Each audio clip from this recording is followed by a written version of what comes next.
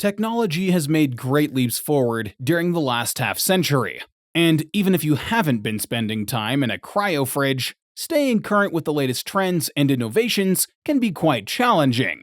One of the principal technological developments that has deeply integrated itself into our daily existence is cyberware. It's become commonplace to see artificial implants seamlessly integrated with individuals' bodies in our society. People opt for cyberware for various purposes, be it out of necessity, a desire for self-enhancement, a sense of luxury or prestige, or simply for aesthetic reasons. In recent decades, the trend of incorporating fashionware has gained substantial popularity. Most companies offer a wide selection of off-the-shelf implants, pejoratively known as shelfware.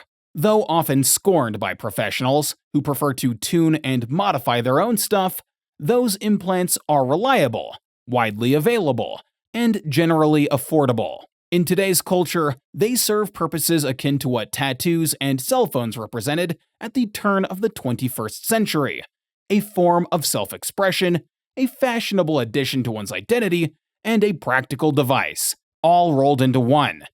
Basic cyberware has become easily accessible in our era. Shops and cosmetic clinics can swiftly install light implants on site. The process is straightforward. Walk in off the street, schedule an appointment, undergo a brief procedure along with necessary calibrations, and presto! You now possess your very own cyber audio implant.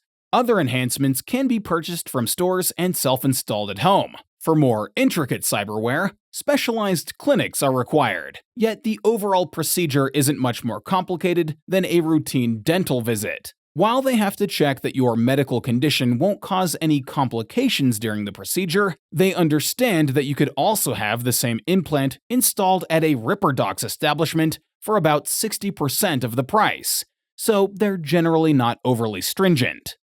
The most advanced cybernetic and biological enhancements, such as full-body conversions or organ and limb replacements, are exclusively performed by specialists in branded clinics. Most individuals select items from the Docs R Us catalog, although you could opt for one of the underground clinics, depending on your preferences, financial standing, and risk assessment. If you're feeling adventurous and desire a Ripperdoc from Kyrgyzstan to replace your heart with budget-friendly second-hand hardware, you have that option. However, the act of amputating your limb for a cyber replacement isn't an everyday occurrence for most people. Typically, you'd need to be in dire straits or have a compelling reason, such as a debt to settle, to make such a decision. The situation varies for the wealthy, though, as affluent individuals engage in far more unconventional acts merely to flaunt their status. While removal or replacement of an implant is usually feasible, there are no refunds. It's crucial to exercise caution before embarking on any modifications, especially with complex cyberware. If you can't afford to purchase a new model or haven't preserved your original organs in the fridge, you might encounter severe difficulties, especially concerning essential bodily functions like breathing. Cyberware emerged as a natural progression from conventional medical prosthetics. In the early 21st century, these implants primarily served the purpose of replacing lost or damaged limbs and organs, such as artificial heart valves, extremities, and vertebrae. Their primary objectives were either to save lives or restore a higher level of functionality to patients who had experienced severe bodily trauma. The evolution of cyberware gained momentum following the First Central American War, a conflict that left thousands of veterans with injuries. Technological advancements and the miniaturization of components led to significant enhancements in medical cyberware. However, it remained relatively costly and lacked user-friendliness. The initial prosthetic arm, for instance, was a bulky mechanical device with a rudimentary gripper instead of a hand and fingers. Today, we refer to such cyberware as Generation 0. It is completely obsolete compared to later generation cyberware. The advancement of post-war medical cyberware prosthetics played a crucial role in accelerating the process of miniaturization. The initial breakthroughs extended beyond the realm of medical applications. leading to the development and successful testing of non-medical implants. These included reinforced spines and joints tailored for heavy laborers, and air filters integrated into upper respiratory tracts for individuals working in heavily polluted environments. Nevertheless, the persistent challenge of implant rejection remained a significant barrier to the further cybernetic enhancement of society.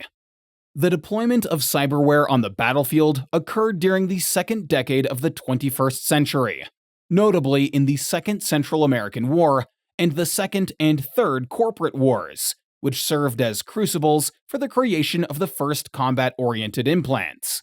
Among the pioneers in this field was Militech, seizing the opportunity to craft enhanced cyber soldiers equipped with increased carrying capacity and direct connections to personal motion trackers and rangefinders. These advanced cyber soldiers proved superior to their adversaries in nearly every aspect. Subsequently, both sides in these conflicts began to develop and deploy combat-focused cyberware, initiating an arms race among the private armies of megacorporations that persists to this day. This early generation of combat and industrial cyberware is now commonly referred to as Generation 1, or Gen 1. Composed of metal and plastic components, they surpass Generation 0, but are inferior even to the old-fashioned Generation 2. Nowadays, Gen 1 can only be seen on the black market, sold cheaply to the poorest of people who can't afford better cyberware. As has often recurred throughout human history, warfare would once again serve as a catalyst for the advancement of cutting-edge technology. In the aftermath of the corporate wars, before the dust had even settled on the battlefield, the cyber-medical industry experienced a rapid surge in growth. The very same corporations that had actively participated in the corporate wars now perceived a lucrative opportunity for profit and quickly diversified their production lines to manufacture medical implants for war veterans. Subsequently, they introduced cost-effective models tailored for the industrial sector, while simultaneously designing the first models intended for the general public. The first cyber weapons appeared too, thanks to their still federally unregulated status. These events all coincided with the invention of anti-rejection medication, the development of the new cultural style called kitsch, and the boom of braindance technology. Echoing the spirit of the Roaring Twenties, a society weary from recent conflicts yearned for celebration and sought to emulate the heroes depicted in the latest braindance productions. Thus, the era of cyberware was ushered in. Generation 2 cyber implants now stand as the most common form of augmentation encountered on the streets. These implants are both practical and reasonably priced. First-generation pistons and hydraulics were supplanted by artificial cyber muscles, enabling enhanced actuation and strength. The advent of real skin technology subsequently graced the market and promptly established itself as a symbol of high-end status and prestige. Real skin is a technology used for producing synthetic skin, virtually indistinguishable from natural skin. Invented for the medical market to help war veterans accept the cyber prosthesis, it became more popular and affordable in the following 30 years, and is now the standard covering for most implants. Fans of retro style and owners of expensive custom-made cyber limbs still prefer to go naked and wear implants without a real skin overlay. The rise of megacorporations played a pivotal role in cyberware's continued technological development. The advent of Gen 3 cyberware was spurred by the intense arms race that unfolded during the corporate Cold Wars. Each corporation fervently pursued the goal of outfitting their soldiers and enforcers with superior equipment, a bid to both fend off competitors and safeguard their own interests. Traditional heavy metals were supplanted by lighter, more durable materials, such as carbon fiber and ceramic polymers. Covert subdermal armor and concealed weaponry were specifically engineered for clandestine operations and assassins. Variants of real skin were developed, offering bulletproof, blade-resistant, and fireproof protection, and these variants are now extensively utilized by corporate security forces. This era also marked the emergence of bioware technology, which relies on biological enhancements instead of cybernetics. Innovations like skinweave armor, nanosurgeons, toxic binders, and synaptic upgrades gained widespread popularity. While bioware-enhanced muscles and organs may not match the raw power of their cyberware counterparts, they possess immunity to EMP attacks, evade detection by standard scanners, and carry a lower risk of inducing cyberpsychosis. Individuals who combined cyberware and bioware became some of the most formidable assets among corporate agents and special operatives. However, a word of caution: acquiring bioware from unverified sources is generally ill-advised, unless one desires an infection from rogue nanobots, often tested on criminals, which can eventually assault the nervous system. Over the past 3 decades, cyberware has seamlessly penetrated every facet of society, transcending all social strata.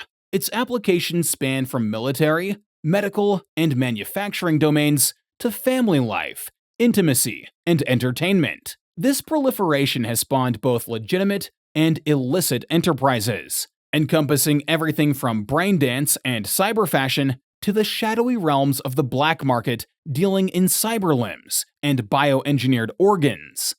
Undoubtedly, humanity has been irrevocably transformed by this technological revolution.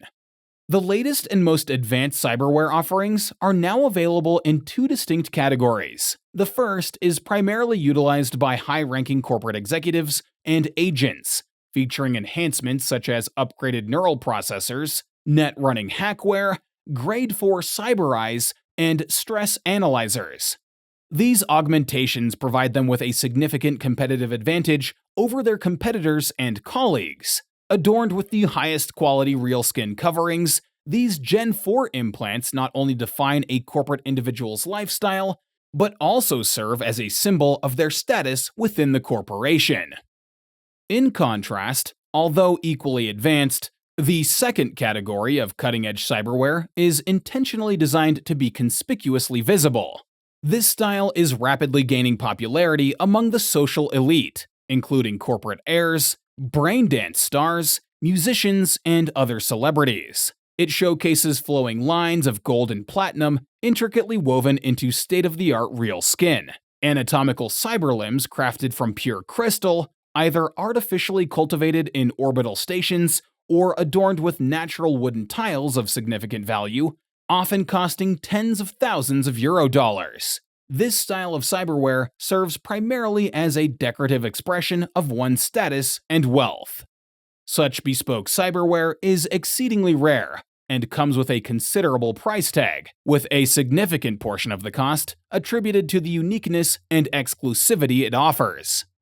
Nevertheless, obtaining a piece of bespoke gear earns a lot of respect and can be a major shot in the arm for your street reputation. Thank you for watching. I hope you enjoyed learning more about Night City and the world of Cyberpunk. If you want to see more content like this, go ahead and click on the recommended video on screen, or check out our channel. See you soon, Shooms!